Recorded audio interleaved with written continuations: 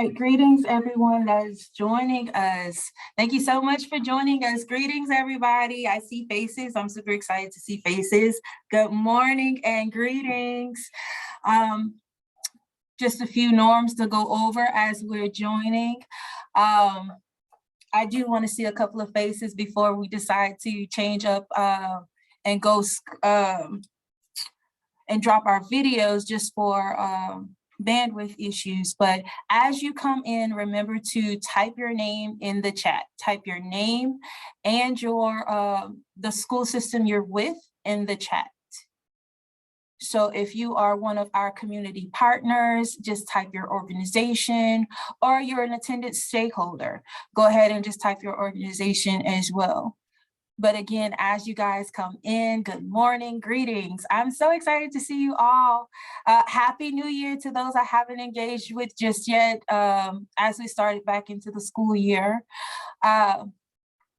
Again, your names and first and last name, your school system, as well as if you are a community partner, please put your name and your organization or stakeholder. Let us know your name and what parish you are in as a stakeholder.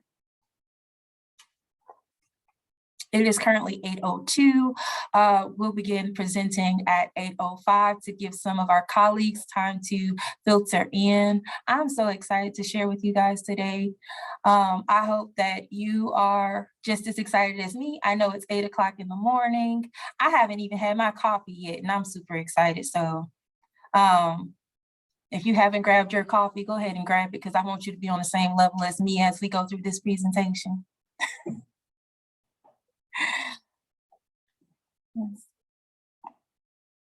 Again, as you come in, please put your name in the chat, as well as your school system.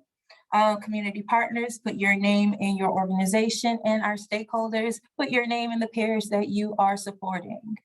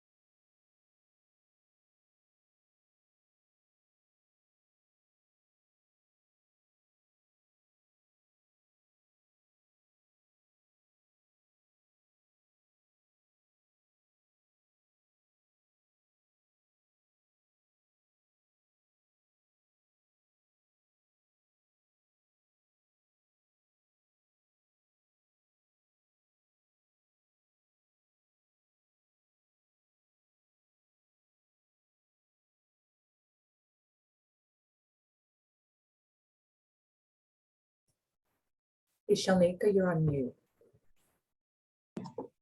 Thank you so much. Again, my excitement is over the moon, so I missed that I was on mute. Thank you for catching that, Leslie. But those that are entering, go ahead and put your name in the chat box, as well as your school system, if you're a community partner, your name and organization, and if you are a stakeholder, your name and the parish that you represent.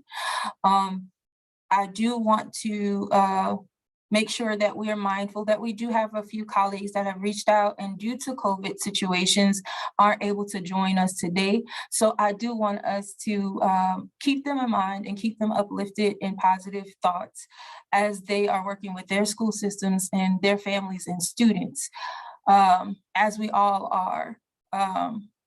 In making sure that our kids are accounted for and have an opportunity and access to their instructional time, whether it be in the school building or virtual.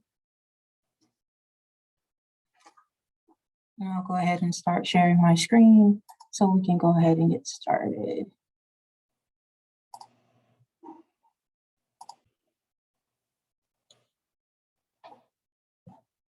So a few of the norms we want to remember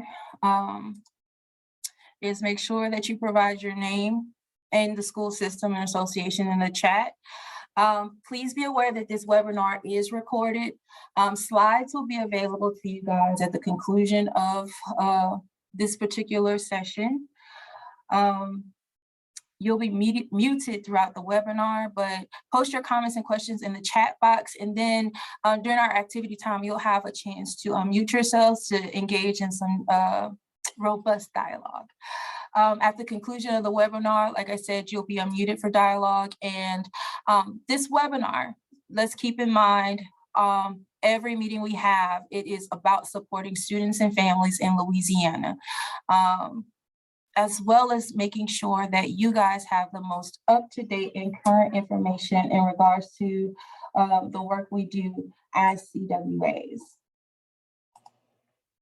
Today's agenda will include, of course, our introduction / sign-in. So please remember to sign in so you can be accounted for in today's meeting.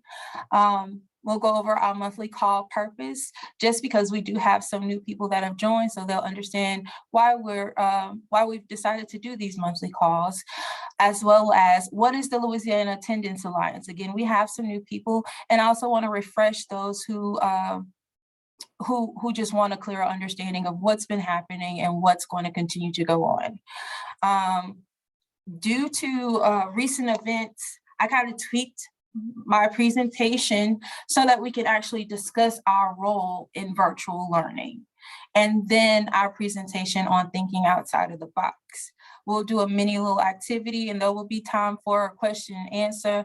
I'd ask that you'd pose your questions in the chat box, and if we run out of time, what I'll do is take those questions, and in my in the next memo that goes out about our next session, I'll answer those questions in that as well, or else I'll send it in an email to you guys, just a separate email, so that we can answer those questions as best as possible and make sure we're all getting the same information.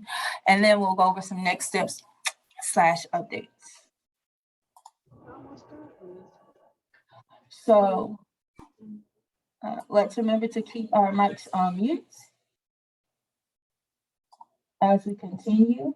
But these monthly calls, this year, our academic year theme has been enrollment, engagement, and encouragement. And based off of our timeline, where we talk about where some students will need re-engagement, it happens between September and February. So we know we have some kids that we have to go back and find that probably haven't trickled back in from the December holiday. So this is the time where we're focusing on engagement. The purpose of these calls is just to cultivate a viable network for CWAs so that we can discuss evidence-based best practices and offer support.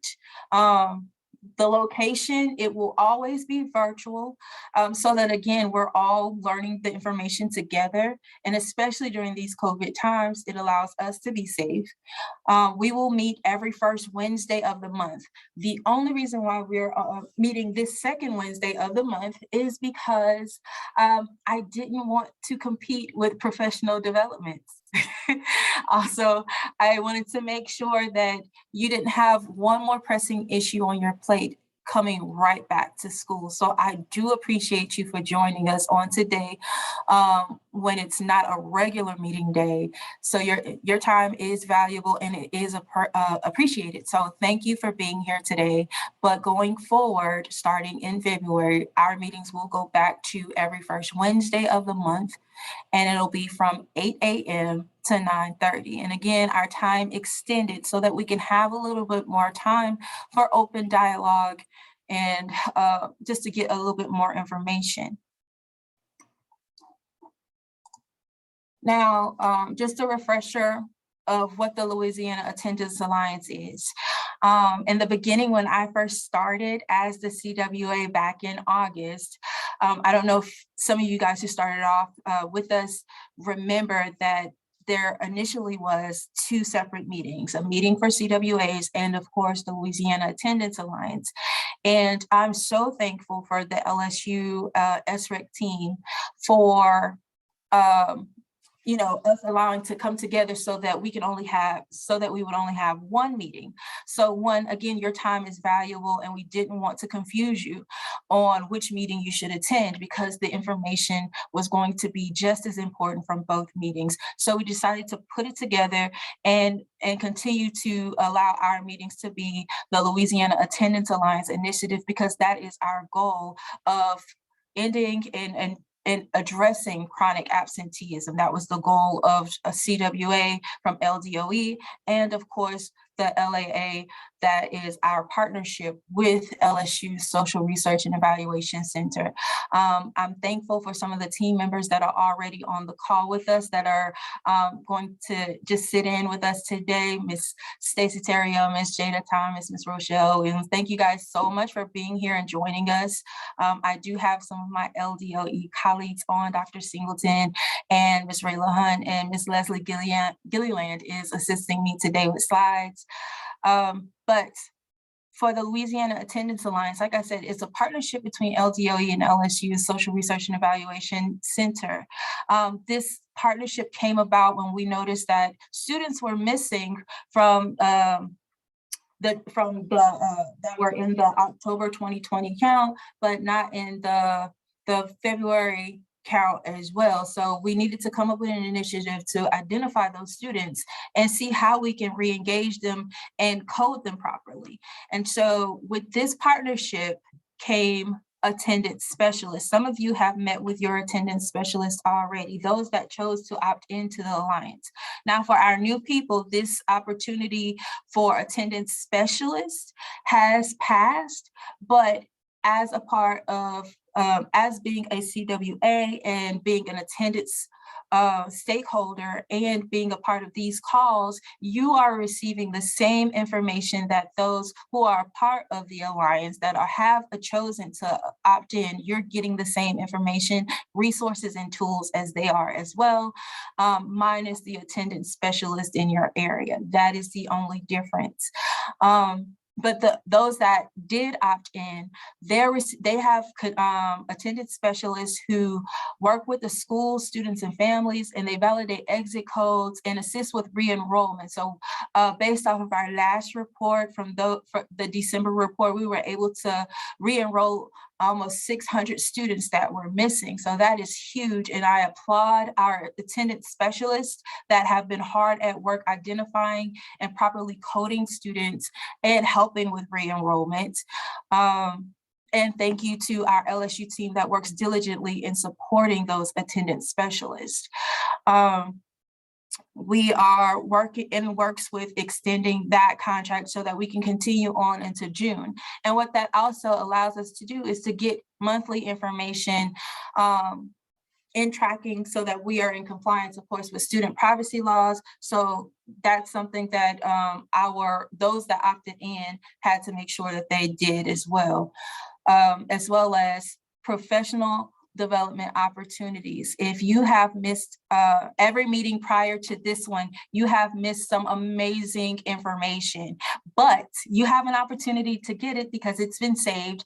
If you were joining this call based off of the email that I sent, in that same email is a link to the previous call, and it gives you the actual recording as well as the resources that were shared. One of the things that I'm excited about is that you don't always get to hear my voice. In working with our LSU team, they assist us and provide amazing professional development opportunities, amazing resources, and resource linkage. So I do want to make sure that you know that this is prayerfully, this is the only time that I will completely facilitate a call, because I think it's very important that we discuss these issues with those that are doing additional work in the community and whose focus is on chronic absenteeism and how do we deal with that, but also whose focus is on making sure that you guys are taking care of yourselves. One of the things that I tend to lean on is we have to make sure that we're okay so that when we go out into the field, we're properly prepared to address the issues of our students and our families. All right, so as we know, I am transparent as they come. One of the issues that has been circulating is the fact that some schools are having to go back to virtual learning. COVID has started to reignite. Well, it hasn't stopped, but it's also started to become a little bit to escalate a little bit more. And so I wanted us to before we get into our presentation, to kind of talk about our role in virtual learning. And here's a shocker. Our role doesn't change at all. How we handle attendance may change, and we might have to be creative, but our role does not change just because the schools and the systems elect to go virtual. We still are advocates for students and families. We still provide resources to students and families that are having issues with chronic absenteeism. We are still monitoring for those that are chronically absent, and for the word that I don't like using, but it's a reality, those that still may be seen deemed as truant, but also our at-risk students. We still monitor that, and we still reach out to those families, but we also have to be mindful of how we conduct our home visits. And just like we're doing a Zoom session, parents and families are looking at how they can, how we can reach out to them. So I would ask that you consider sending links to families before as an alternative to doing home visits, just so that you can stay safe as well. Or as if you're comfortable, there are guidelines out there, one of which I plan on sharing with you guys in a future email, on different steps that you can take on doing your home visits during these COVID times. Absenteeism, even when virtual, is still an early warning indicator. Those of you who do not have an early warning system yet, look at your data when it comes to attendance. Those students that are missing, they are at risk. They're at risk of falling behind, and we want to make sure that we are consistently looking at the data and reaching out to schools to ask them, have they identified students that are chronically absent? And when we say chronically absent, remember, we're talking about students that have excused absences, unexcused absences, and suspensions. Even excused absences are still days instructional time missed. So we want to definitely look at all aspects of absenteeism, even in our virtual settings. And also remind parents that if their child is missing missing virtually because of a doctor's appointment, just like if they were in school, make sure that they are sending their school that their doctor's notices. Take a picture of it and email it to your to that attendance clerk, or to whatever designee that they have at their individual schools. And if you're dealing with one of your kids that's chronically absent and you've engaged with the parent, I would suggest reminding them, hey, CC me on that doctor's excuse, so that I can make sure that attendance is not an issue. Just making sure to follow up with our attendance clerk to ensure that your absence was docked as an excused absence. But also talk to that parent about if it's a child that consistently goes to the doctor periodically, just engaging with that family to see if there are options of Saturday visits, so that that student isn't missing instructional time, or making sure that they don't take the entire day off from instructional virtual learning because they had a doctor's appointment, because they are able to log in when they're done. One of the things that I do want you to consider is a framework that Attendance Works and Dr. Chang and her team came up with when it comes to virtual learning, and our role as CWAs is contact, connectivity, relationship, prior chronic absence, and attendance. So when it comes to contact, right now, if your school is your schools are still meeting face-to-face, I would encourage you to engage with your principals to get them to ask their homerooms. Let's get current contact information. While we have the students in our faces, let's get current contact information and update before we're supposed to go virtual. I mean, we have to be proactive. If we know it may happen, it may not happen, but at least if your schools or your system does not go virtual, you still have updated information on your students. And if we do go virtual, you have updated information on your students so that if they're not logging in, you can make a phone call, or you can make a home visit, or you can send an email. So one of the things that I will work on is just giving you guys a little example of or else using just the emergency contact cards that you probably already send out, just to capture current information and making sure those schools have updated information in their systems.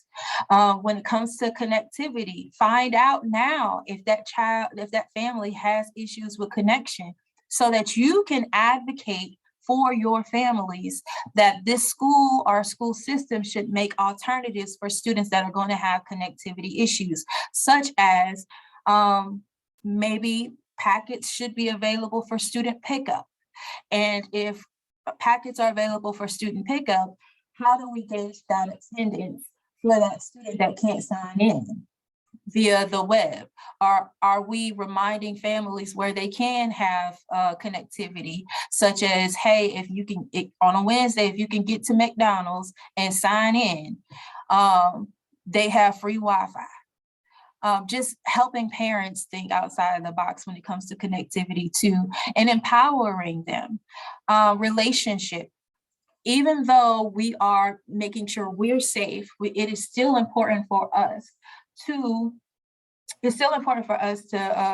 provide some type of way for us to create relationships with our families and students, even if that's a simple call like, hey, I noticed that your child didn't log in for 3 days. What's going on with you guys? Because we're concerned.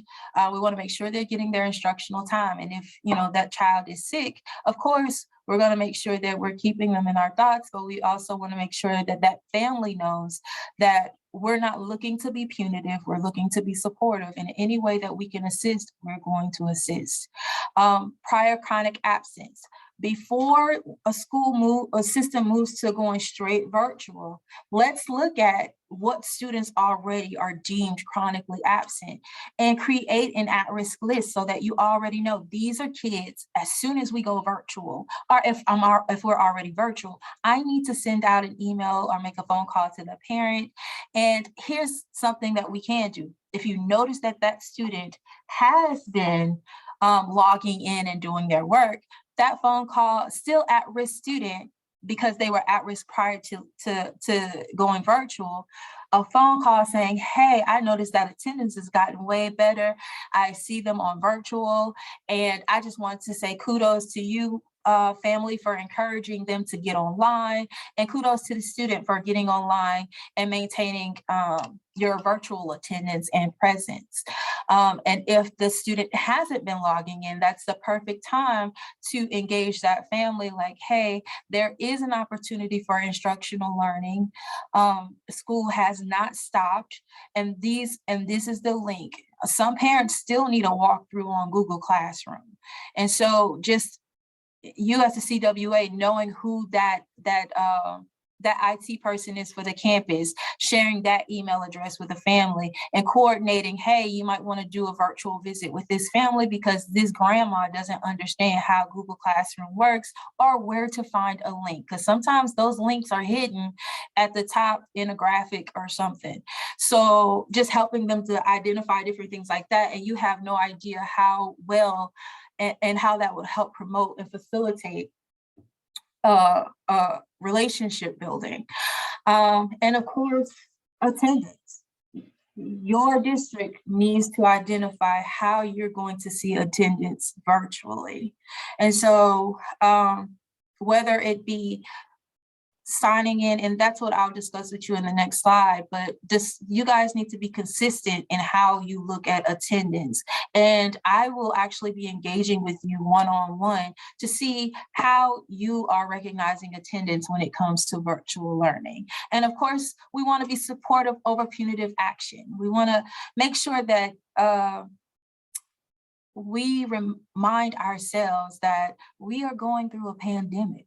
We are dealing with things that many kids have not dealt with before and this is just compacted trauma and stress. Some kids are dealing with additional things. Some families are dealing with additional things. And now this is something, and this is just an additional stressor that's happening. And so rather than rush to punitive action, again, if we're building relationships and we're already identifying our at-risk students, when it comes to being supportive, we can actually link them to the resources that they need.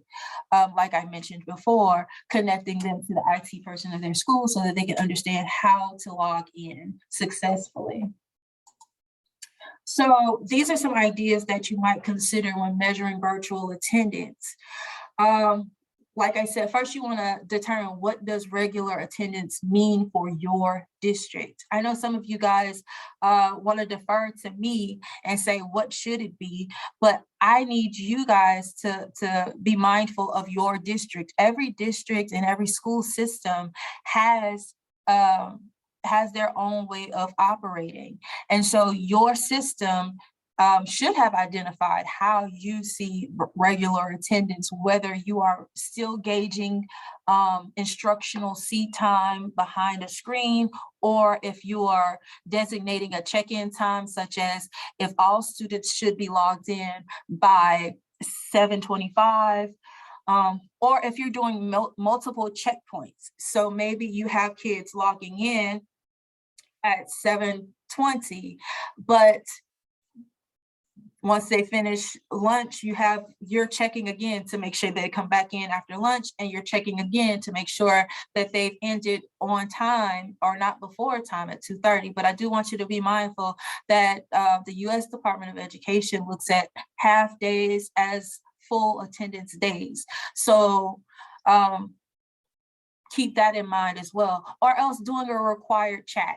Like I presented today, we want to make sure that you have your name and your organization or your system or the parish you're a part of in the chat box so that you can be recognized for your attendance today. So asking questions in chat boxes, that may be a thing that you remind teachers to do so that they can count that as attendance, because if there's student engagement and a kid just didn't sign in and walk away from the screen, that can be seen as attendance as well. That can be used for attendance.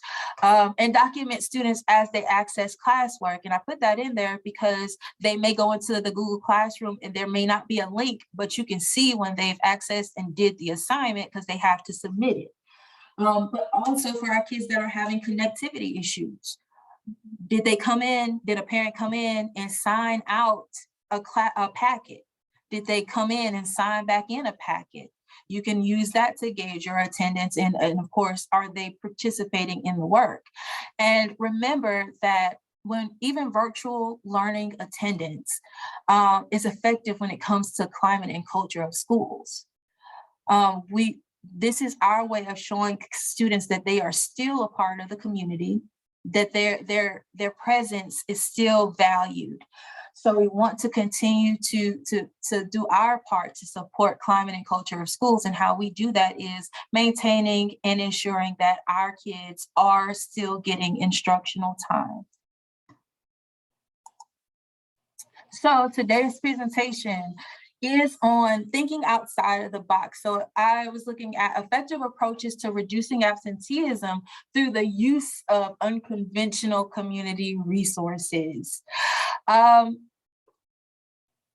I'm excited about this because I was able to just list 3, but at the end of this, I want you guys to kind of help us come up with more ways and how we're going to, to bring in our community resources to help with our absenteeism issue. And again, some of these are for I was thinking about students as we're in schools, but we can also work collectively to think about ways we can utilize our community resources while kids are in a virtual learning setting. So thinking outside of the box, and like I said, today, as we are in January, as we're in January, we're in that engagement phase. So like I said, September through February, that's when we're talking about engagement when it comes to our enrollment, engagement, encouragement piece of our theme. And so these are three things that that came to my mind and my heart when it came to dealing with absenteeism. So if you've ever heard me preach about a basic needs closet, you should have known that's the first thing I'm thinking about. And because it involves community engagement. So basic needs closets, PTA partnerships. I know some of y'all haven't even heard the phrase PTA in a long time, but let's do our part to bring that back, because I want us to discuss how we can support and work together with the PTA so that we can deal with chronic absenteeism and supporting our students and families. And so that's where family engagement happens, because with the PTA, you're working directly with families on different projects, and also a uniform give back or turn in, and that's student engagement. And I'll show you how we can engage students in utilizing that to help with absenteeism, because I know you're like, how does uniforms help with absenteeism? And we'll discuss that going forward. So I pulled up a video of this rapper who actually went back to his high school and opened up a little shop for his high school. Now, I'm not expecting for us to do something on this large scale, but this is just an idea of someone who was thinking outside of the box about a school he knew was in need of particular resources. So I wanted to share this video. Some of you may have seen this on the morning show, but if not, I did want to share it with you. And so I did a sound check. So make sure, Stacy, turn your camera on, give me a thumbs up if you can hear the video. The Grammy-nominated rapper, his name is Gunna, is trying to bridge the divide between the lifestyle he now enjoys and the way he lived growing up. For our series of More Perfect Union on what unites us as Americans, there's a lot of stuff. Mark Strassman shows us how Gunna is bringing a spirit of generosity to a place he knows very well. Atlanta's Ronald McNair Middle School teaches about struggle. Lots of kids come from single-parent homes. They're old enough to realize what families like theirs live without. They're mad, and they're not mad at us. They're just mad at the situation that they just left. Principal John Madden told us every student here qualifies for free or assisted meals. Hunger is a challenge. Clothing. Resources. You have a number of families barely hanging on. We have over 900 students, and there's over 900 struggles and challenges. And we have to deal with that. Right next to the gym, this space softens the stress. It opened this fall. Gunna's Drip Closet, stocked with groceries, snacks, new sneakers, and clothes, all free. You heard of Gunna? I have heard of Gunna through my children. Okay. Yeah, I did hear of Gunna. Because kids will keep you connected. Oh, most definitely. Yes, you have to stay connected to middle school. Gunna is a Grammy-nominated Atlanta rapper. When his mother told him, never forget where you come from, he listened. I was a cool kid. Oh, you were? Right. That cool kid was born Sergio Kitchens and eventually went to McNair Middle School. Was money tight? We weren't doing no splurging. It was a struggle. For sure. You see yourself in some of these kids? Most definitely.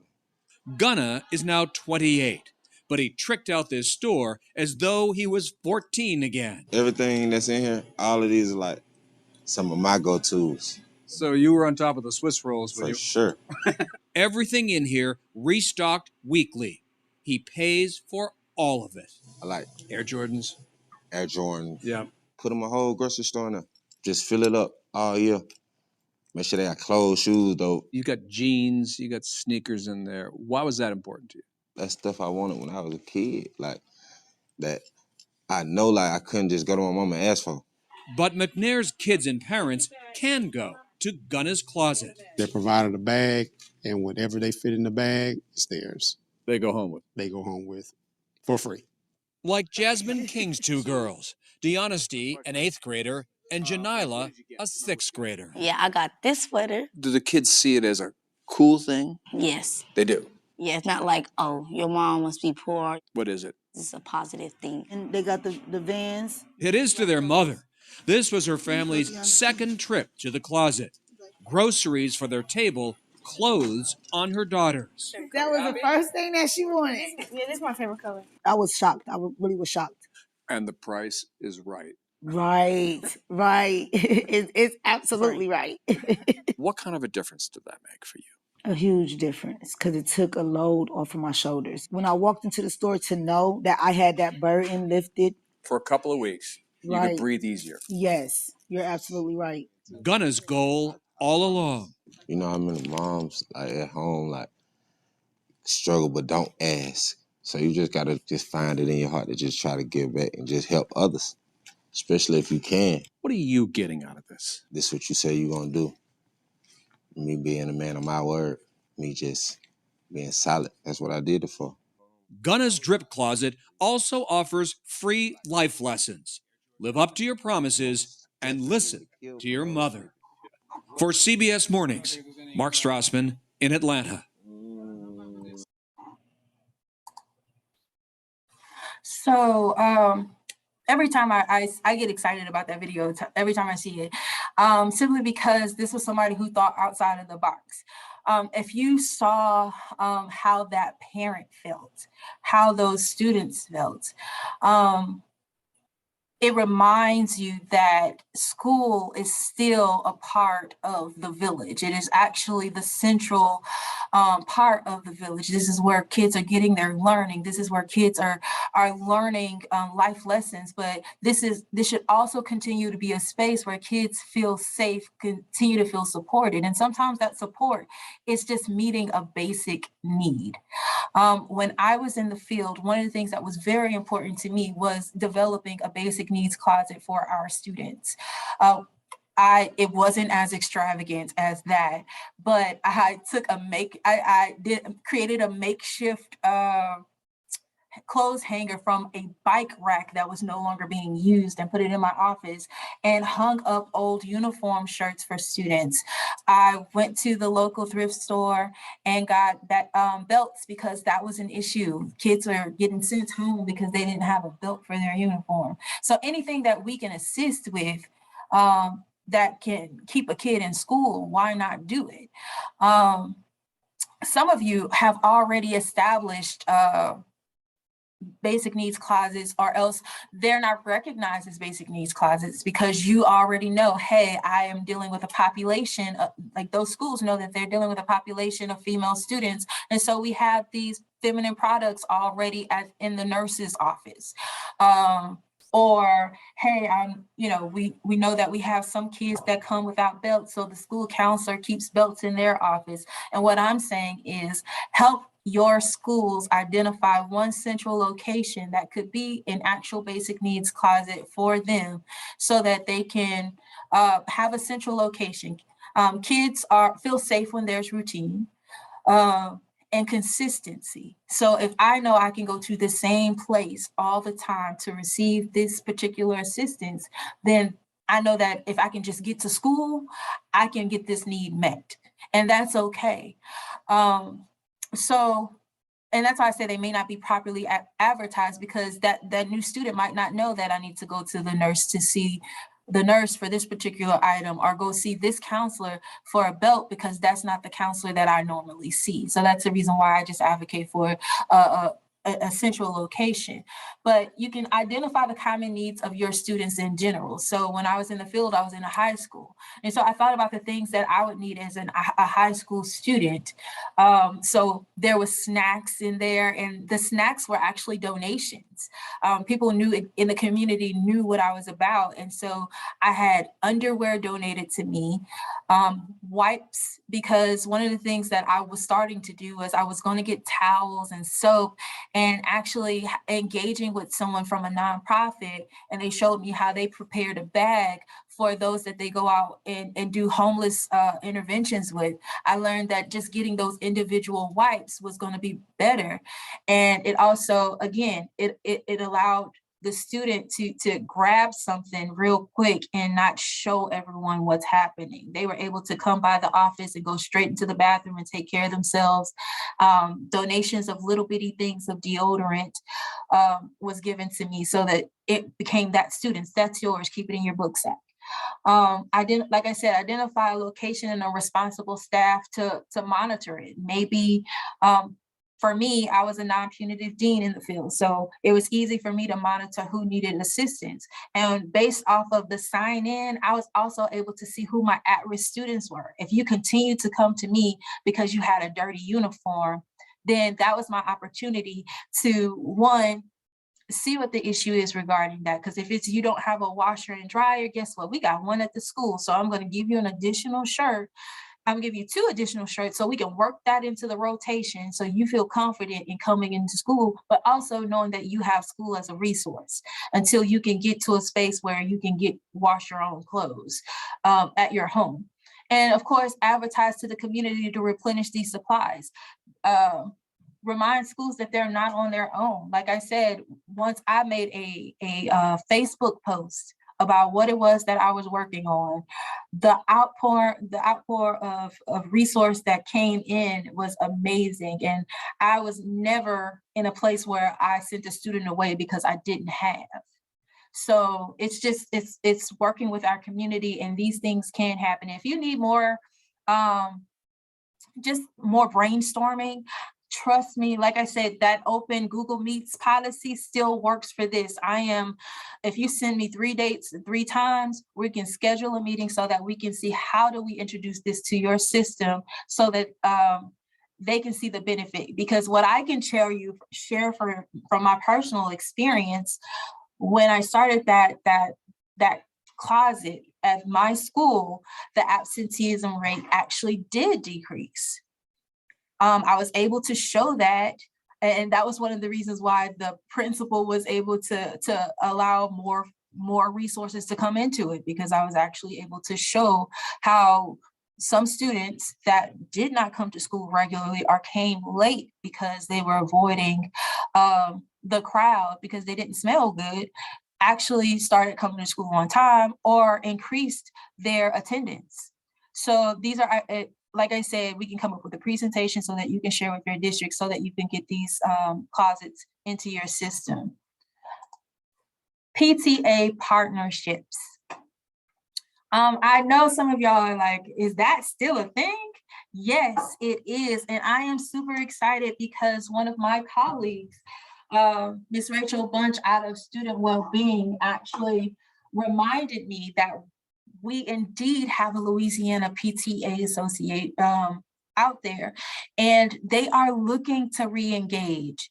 So look at their mission. I made sure I put their mission on there so you can see just how it aligns with what it is that we do as CWAs to make every child's potential a reality by engaging and empowering families and communities to advocate for all children. Remember what I told you, our first thing, the first thing we should be concentrating on is advocating for students and families. And so why not work with PTAs? These are our actual families and parents and parents of past students that are in this organization.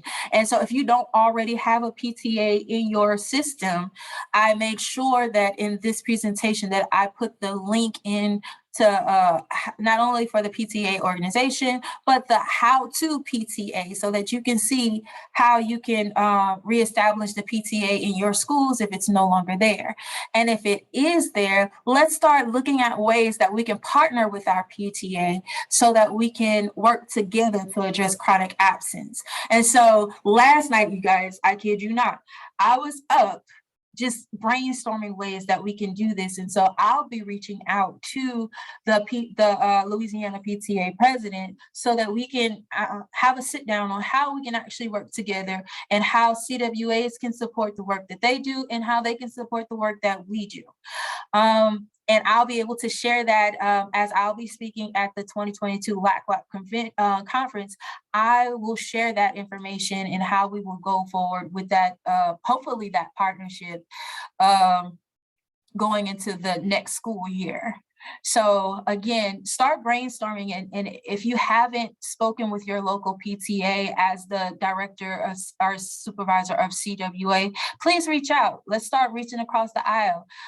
If you know me, you know that even though I'm in this office, I continue to walk through the doors of other departments because I want to make sure we're all speaking the same language and we're all supporting each other. And I think this is a great way for us to assist with family engagement.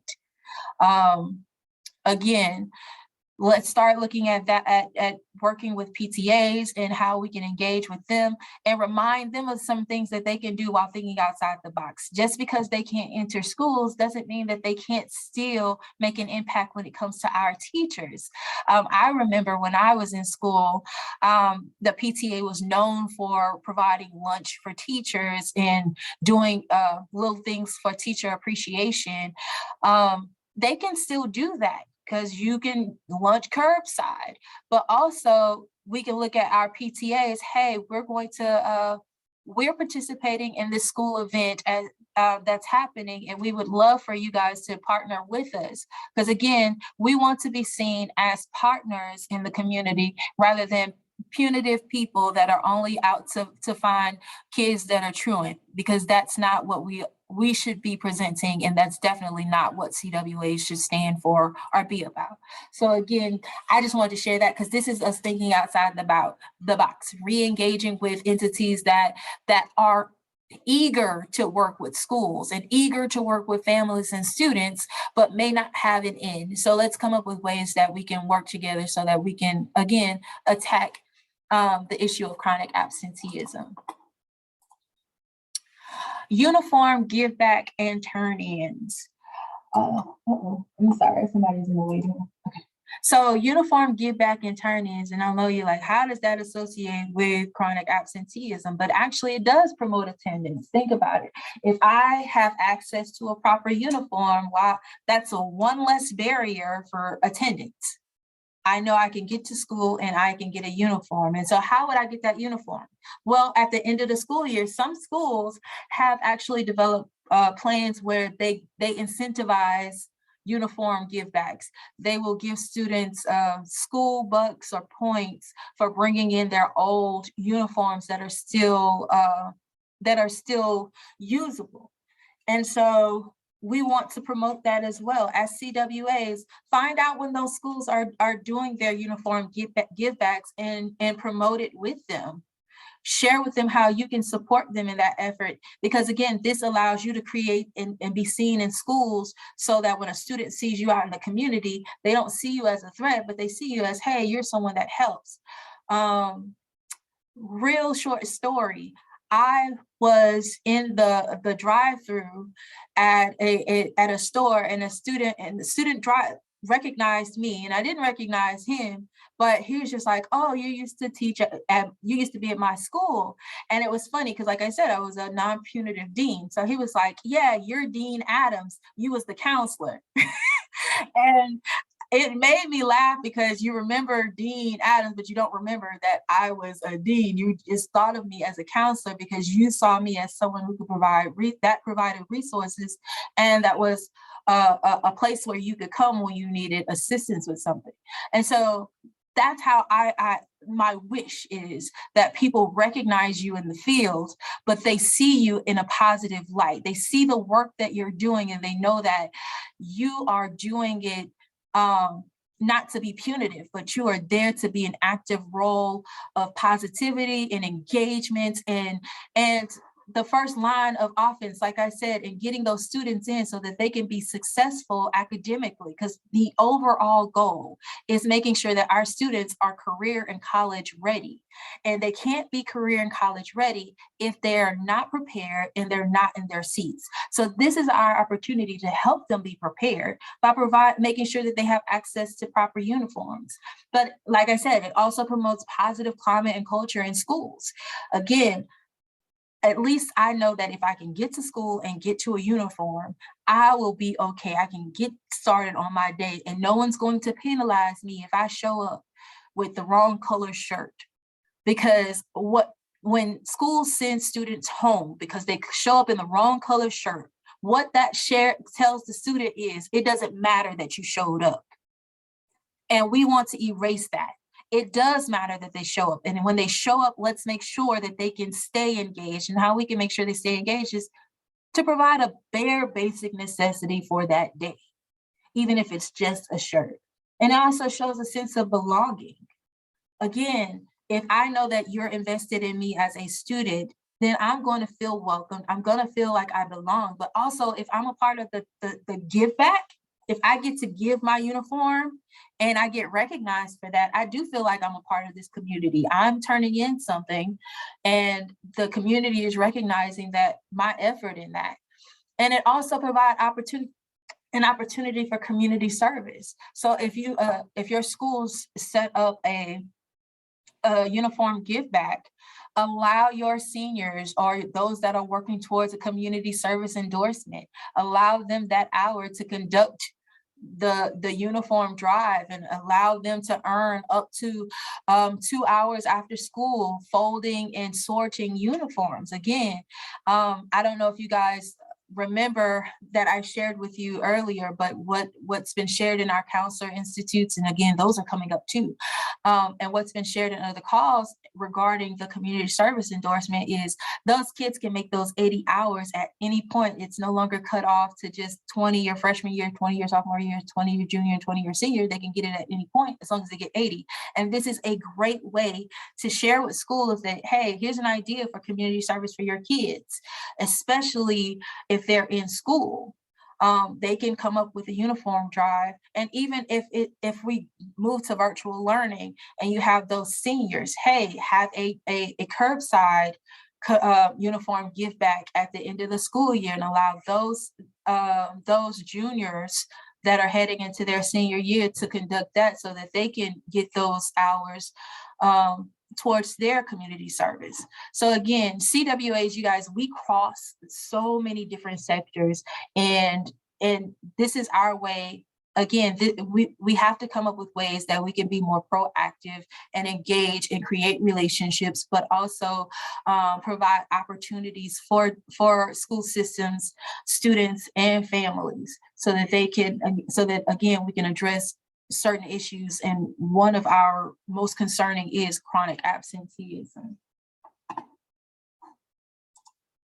All right, so here's our activity. I'm not as fancy as our LSU team, but one thing that I do believe in that they do is that they offer an opportunity for voice, and they offer an opportunity for us to learn from each other. And so I want to extend that same opportunity to you guys. So I want you to share in the inbox how you in your school system are thinking outside of the box when it comes to chronic absenteeism, or raise your virtual hand to briefly share aloud. And so I'll ask my teammates, Leslie and Rayla, and even some of our LSU mates, to recognize and see if they see any hands up for me in the chat box. But let's take about 3 minutes and think about what's going on in your school system and what your office is doing to think outside of the box.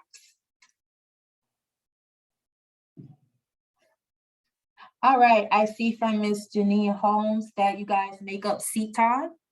That's a great way to deal with chronic absenteeism.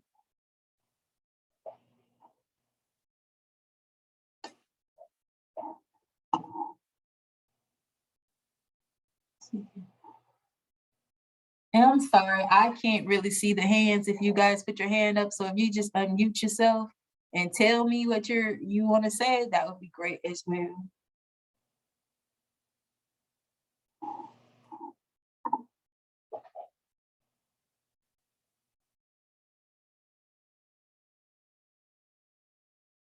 Well, hi, this is Constance from GEO Prep, Mid-City. Greetings. Okay, we had a parent class, which was very informative. We did it on a Saturday. to convenience the parents, and we handed out a survey to see how effective it was. But we were able to talk with the parents and explain the attendance law and excuses. A lot of parents didn't know how the attendance is counted in school. So they were very, very excited. And our parents have been calling to see when we're going to schedule another parent class because they were very interested in knowing about it. That is an amazing idea. Thank you so much, Ms. Constance.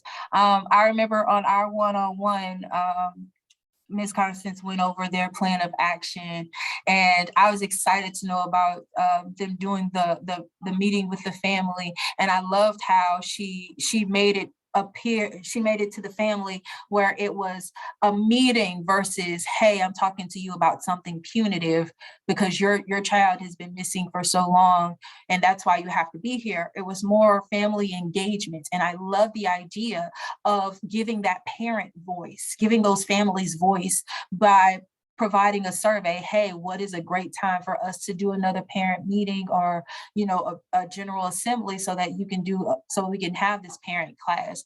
So thank you so much for sharing that, Ms. Stewart. That is a great idea and a great way to think outside of the box.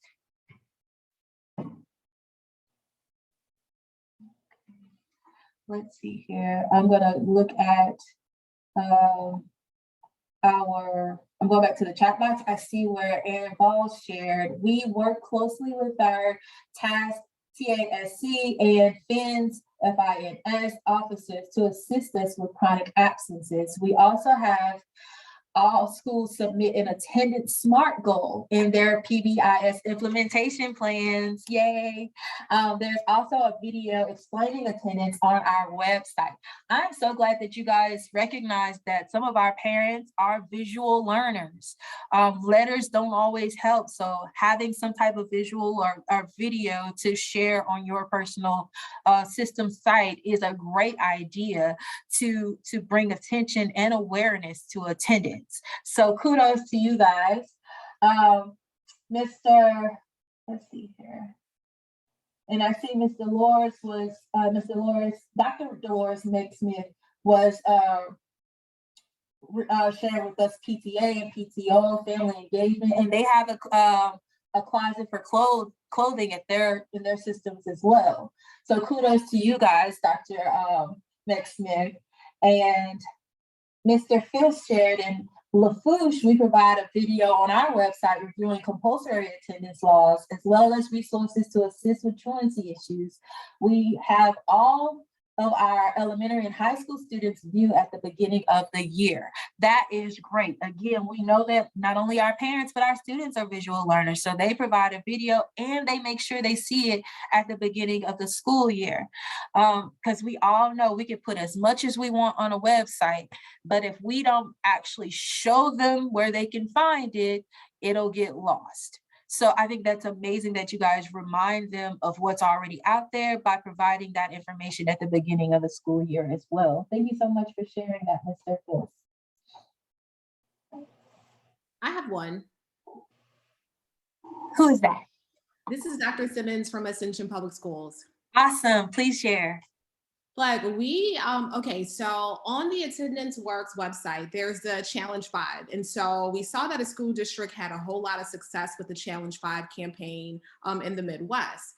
And so we got this idea to put these huge magnets of Challenge 5 like on the buses. So that way, because the bus serves as just like a running billboard. It like goes in every neighborhood, so on and so forth.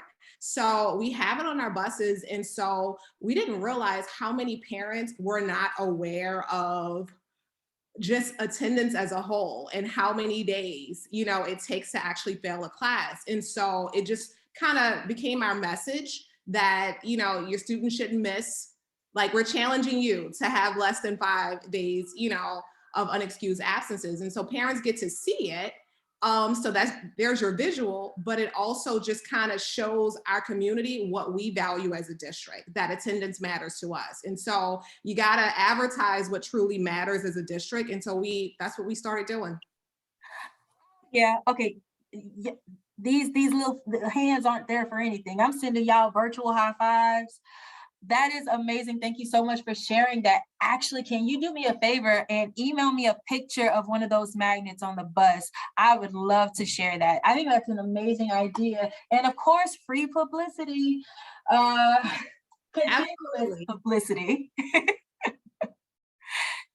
And again, that's a great way to encourage and get the message out to not only the students, but the families and parents as well.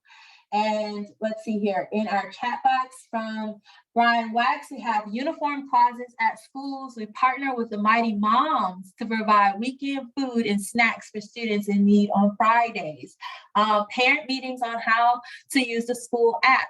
That is great. Oh my gosh, that is such a great idea. And I love that y'all have Mighty Moms, because here I am thinking, okay, if we could just get the PTA going, but some of you have other things. I think we saw the video together about the dads that are doing amazing things up in North Baton Rouge. So there are parent groups out there, and I love that you guys are working with them. So let's think about that too, how we can better work with other parent groups that are out there that are making great impacts on our kids' lives.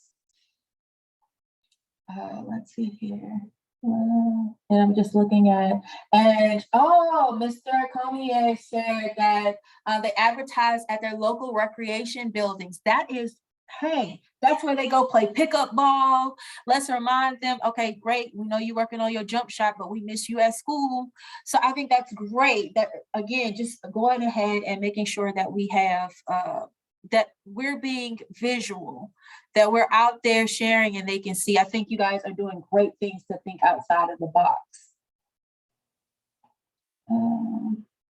Did anyone else want to share?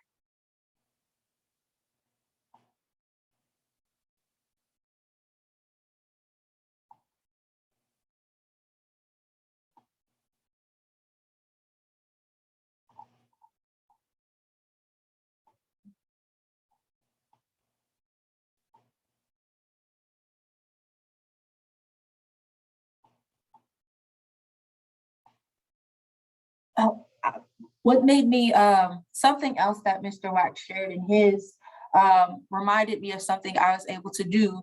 And if you think about it, in some school systems, when student athletes stay after school, the cafeteria provides snacks and different things like that for those athletes. And that, as a past coach, that was something that I did too. I wanted to make sure that the last meal my athletes had wasn't what they had at lunch during school, but if you were staying after school and wanted to make sure you had a great snack to go with you.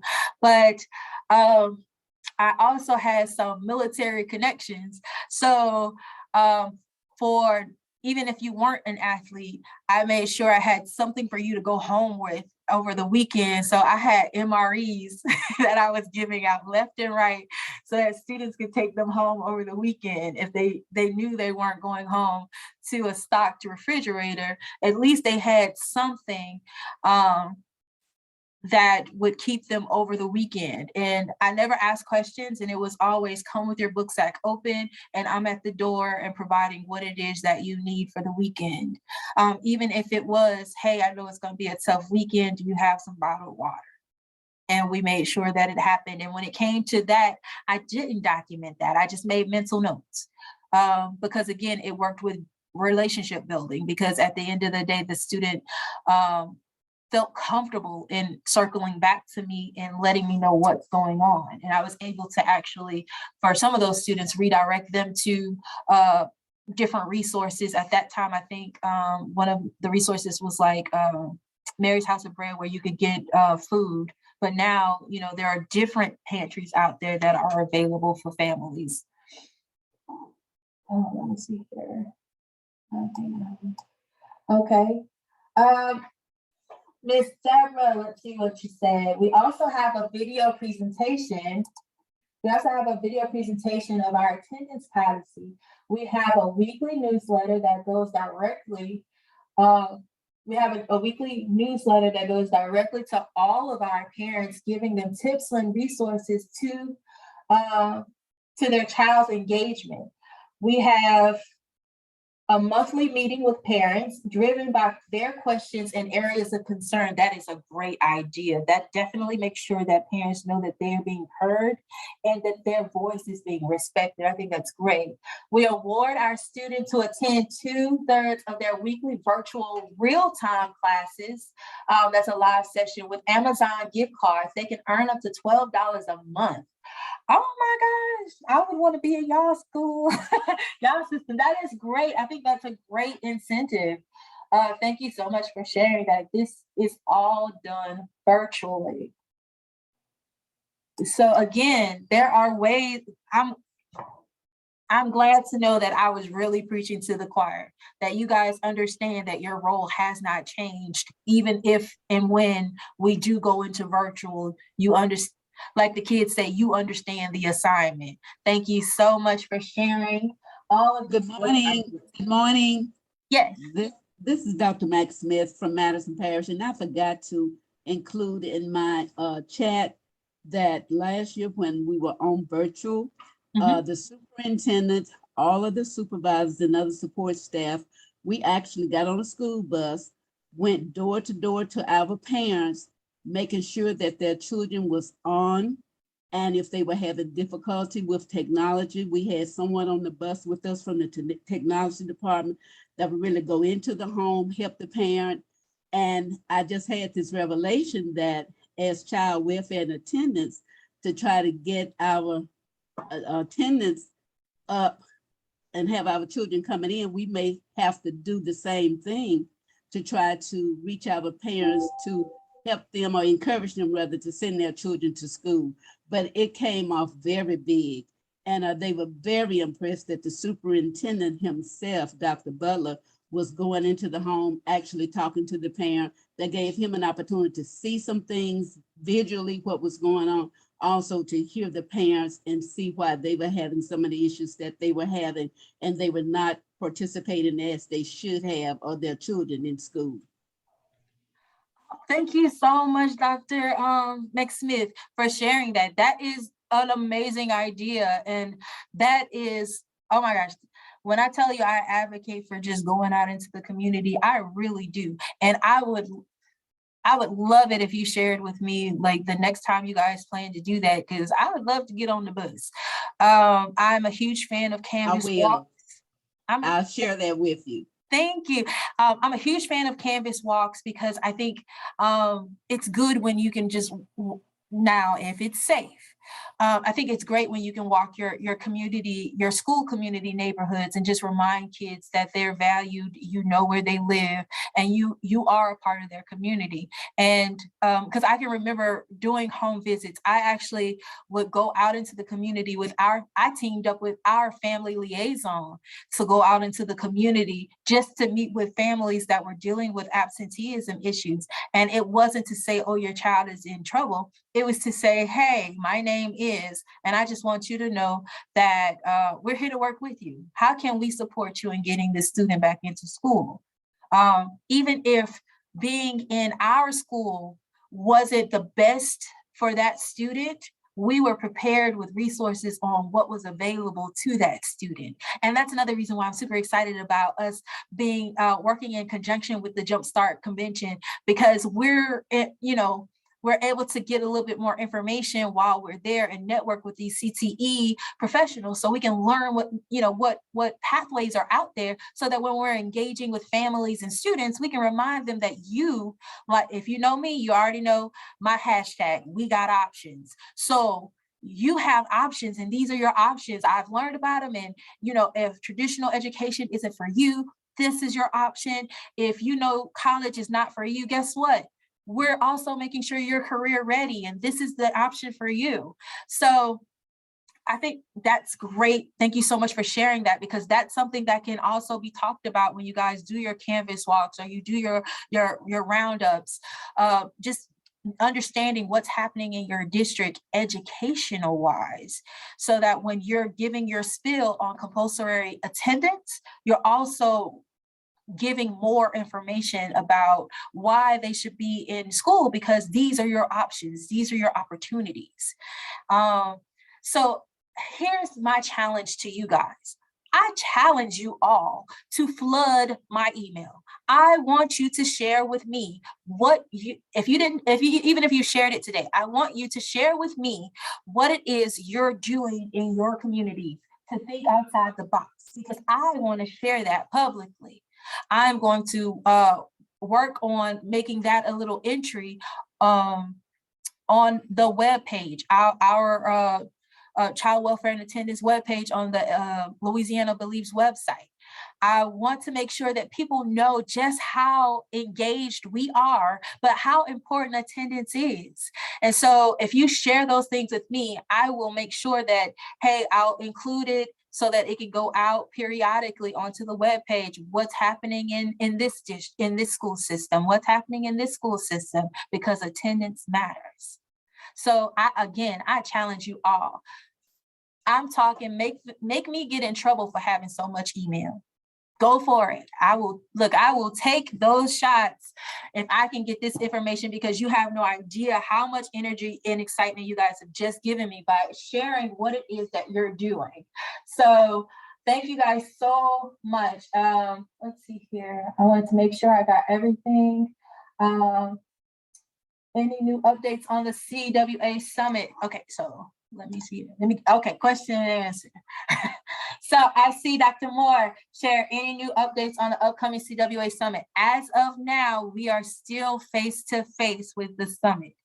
I am working on a live stream, so I'll be able to share if one will be available or not soon. Please work.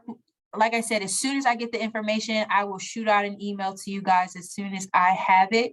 But as of now, our CWA conference is still face-to-face. It is still January 25th in conjunction with the Jumpstart Convention at the Raising Cane Baton Rouge River Center. 7 o'clock, the general session will start, and then around 8:40 is when we'll start working into our sessions. I will also send out what that catalog will look like. Mr. Butler says, kudos, it comes down to relationships every time. That is exactly right. And of course, thank you so much, Jada, for giving some shout outs. She said, now that is thinking outside of the box. So if you guys don't have any questions, I don't see any new questions in the chat box. It is 9:13, and I definitely don't want to waste your time, but these are our next steps and updates. Of course, our 2022 CWA Summit, I am super excited about. Still being held January 25th at the Raising Cane Baton Rouge River Center. Again, registration is already closed, but I have been getting some emails from some of our CWAs that have shared due to different situations, they will not be able to attend. So they confirmed it. So as tickets are available, I'll be reaching out to some of you guys individually to see if you are if you still would like to join. Unfortunately, some of you may not be aware, I had to cancel some tickets of some team members of some systems because we wanted to make sure that representation came from across the state. I thought it was great that people wanted to send whole teams to get this information, but we also want to make sure my seating was limited. So we want to make sure that we had representation from everywhere before we started to allow 3 or more people from the same team to come. So as I get information, I will look at the sign-in, the original sign-in, and those that I had to cancel. I'll engage you in a different email, a separate email, to see if you're still interested. And if you are, I'll go ahead and register you. But again, our next meeting will be February the 2nd, 2022 at 8 a.m. Again, that will, okay, let me see something. I want to go back to this question. So if we register but we're canceled, we may still be able to attend. Yes, I'm going to look at how you registered originally. And if and based off of the positioning, I'll send you an email. Hey, are you still interested? If you are, please respond as quickly as possible so that I can go ahead. I'm not going to even make you do the registration. I will do it for you so that you can get an email saying that hey, go ahead and claim your ticket. So I will definitely go in because I appreciate that all of you guys wanted to come. And I promise you, if I could have, I would have made it so that everybody could be there. But we definitely, I want you to go ahead and make sure that before we log out, you have your name, your school system, or your name and your organization, or if you're a stakeholder, your name and your parish, just so that I can make sure that you're accounted for today. Because again, attendance matters, right? Thank you guys so much. Again, the question about live stream. I'm looking into a live stream now. So as soon as I get that information, I will make that available to all CWAs that a live stream is happening. So I won't just engage those that are coming to the conference or signed up and won't be able to come. I'm going to engage all of you and let you know if a live stream will be available. Prayerfully, I'll know that information by Friday. Just continue to look at your inbox and I'll try to put it in a font that'll catch your attention because I know you guys are getting a lot of emails. But thank you guys so much. Yes. This is Bernice. Yes, we will have a live stream. Thank you so much. Dr. Singleton just confirmed we will have a live stream for the CWA conference. And I've already set up what room it's going to be in because I was thinking ahead, speaking life into the situation. Thank you for confirmation, Dr. Singleton. There will be a live stream, so a link will be provided to you guys. I'll make sure that link is on our webpage as well. Again, if you guys, let's see here. Again, make sure that you go ahead and type in your name and your school system, your name and your organization if you're a partner, and your name and your parish if you're a stakeholder, so that you can be counted towards attendance. But for those that just came in, great news, our CWA Summit is going to have a live stream. So those that cannot make it, you will have access to the great information that's going to be given out. I'm excited about it because I was going over the description of our program of the sessions. And so you guys will get that in an email as well, and you'll be able to see the description and you'll be able to register for whatever track you want to do. So for us, it's just 2 simple tracks on how you would get your information. So we have rooms 9 and 10 allocated at the conference site for CWAs. So I'm super excited that I'll be seeing you all in person. Remember, when you come to the CWA conference, you definitely want to make sure you are masked up because the River Center does now require, they've required it since December that we have masks. So make sure you have your mask if you are going to come to the face-to-face summit. And be on the lookout for a link for the live stream. I'm so excited. All right, well, again, it is 9:18, and if you allocated time for up until 9:30, hey, 12 minutes of, I want you to promise me that you're going to take 12 minutes of me time. This is your time to think about and reflect on your purpose. And I want you to remember that you matter. If you have not heard it today, you are absolutely appreciated. The work that you do matters. The time that you spend writing emails, making phone calls, the foot patrol that you have been doing, it matters. And you guys are doing an amazing job. And I just want you to know that. I believe in you. I believe in the work. And I know we're going to do great things going forward. So you guys have a great day. And I appreciate you so much. You guys take care. I will keep this on. You can go, feel free to log out. I'm going to keep this on so people have time to sign in. But you guys have a great day. Thank you so much. Take care. Goodbye.